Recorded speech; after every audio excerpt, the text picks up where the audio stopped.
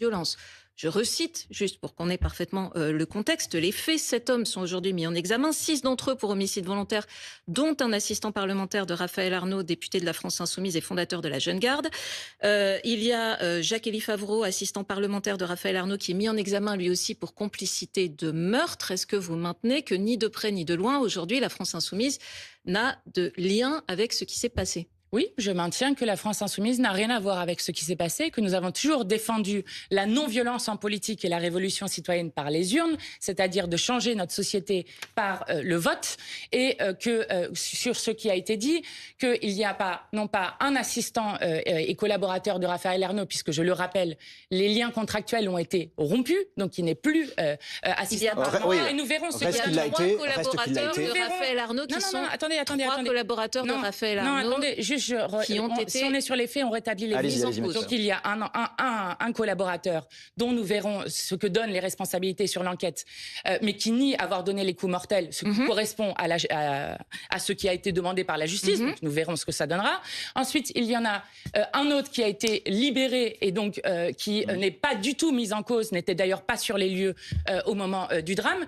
Et donc voilà. Donc, et il y en a un qui est mis en examen pour complicité de meurtre par investigation. Et qui n'est pas un collaborateur de Raphaël. Non, ça c'est Jacques-Élie Favreau. Enfin, c'est le même. C'est le même. Qui lui est mis en examen pour complicité de meurtre. Il y a un ancien collaborateur de Raphaël Arnaud. Alors juste. Mais donc en fait pour vous il n'y a pas de responsabilité de la part de ce député de la France Insoumise dans le choix de ses collaborateurs pour commencer. Je sais pas. Il n'y a pas de responsabilité morale et politique. Vous avez déjà demandé à Jordan Bardella de démissionner. Mais non, mais là on parle de non, parce qu'on va parler des collaborateurs. Vous avez déjà demandé à Gabriel Attal ce qu'il pensait du collaborateur de la sénatrice Renaissance qui est accusée par Ciferme de viol, de responsabilité. Il n'y a pas de responsabilité politique et morale. Une question très directe, s'il vous plaît, répondons à ça, s'il vous plaît. Oui, je réponds à ça, mais je pointe quand même le 2 poids 2 mesures dans les questions que vous posez. Mais je continue. Sur la responsabilité politique et morale. Le jeudi 12 février, il était à l'Assemblée nationale jusqu'à minuit. Raphaël Arnaud n'a rien à faire dans cette histoire, n'a rien à voir dans cette histoire, n'est d'ailleurs pas impliqué pénalement, Mathilde Panot. C'est quand même bien que vous le disiez parce que pénalement. Oui. Aujourd'hui, à ce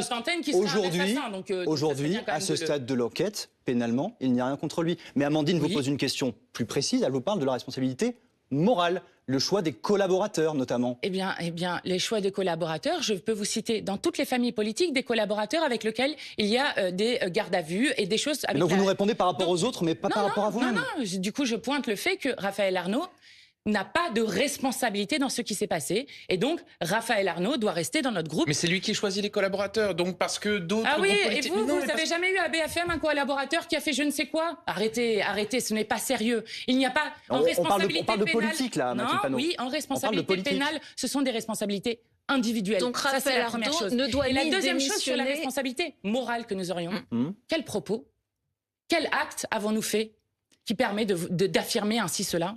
Mais pardon, il n'est pas fondateur de la Jeune Garde, Raphaël Arnaud? Oui, et la Jeune Garde, est-ce que la Jeune Garde cautionne ce type d'acte comme nous l'avons vu sur une vidéo? On va venir à la Jeune Garde on va en parler après, mais la Jeune Garde est impliquée. Il y a des membres de la Jeune Garde qui sont aujourd'hui... Oui, mais vous savez que la Jeune Garde est dissoute aujourd'hui. Ça ne veut pas dire qu'ils n'ont pas été membres de la Jeune Garde. Oui, et alors? Du coup, vous avez une preuve que la Jeune Garde est impliquée dans ce dossier? Mais ils ne sont pas anciens membres de la Jeune Garde. Ça ne raconte pas quelque chose. Il y a des anciens membres de la Jeune Garde. Ça ne raconte rien. Ah non, je ne crois pas. Ah non. Je crois que la Jeune Garde était un mouvement d'autodéfense populaire, comme ça existait tout au long du mouvement ouvrier, tout au long du mouvement socialiste, y compris, je le dis, pour ceux qui pensent qu'en République, on pourrait mettre dos à dos les fascistes et les antifascistes. Parce que je rappelle que s'il y a des antifascistes, c'est parce qu'il y a du fascisme. Mais pour poursuivre, Mathilde Panot, sur ceux qui mettent dos à dos cela font une erreur historique. Pour être très factuel sur Raphaël Arnaud, toujours ce député de la France Insoumise avec ses collaborateurs, pour certains, impliqués dans l'enquête pour le moment.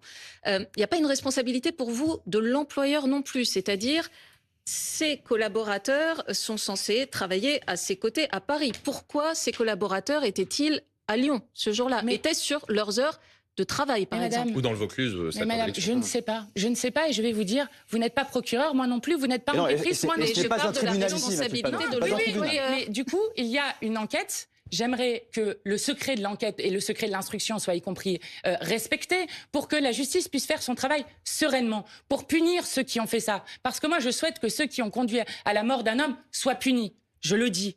Mais ceux qui instrumentalisent ce drame pour essayer de nous faire porter une quelconque responsabilité en faisant croire que les Insoumis auraient du sang sur les mains sont hautement irresponsables. Mais donc c'est très important. Votre parole était attendue, Mathilde Panot, sur ce point. Pas de démission de Raphaël Arnaud. Certainement pas. Ni de suspension du groupe de la France Insoumise. Et il sera réinvesti aux prochaines élections législatives. Oui, enfin... Oui, il sera réinvesti. En 2027, s'il y a dissolution, après l'élection présidentielle, il sera réinvesti. S'il le souhaite, oui. S'il le souhaite. Et vous le souhaitez, vous ?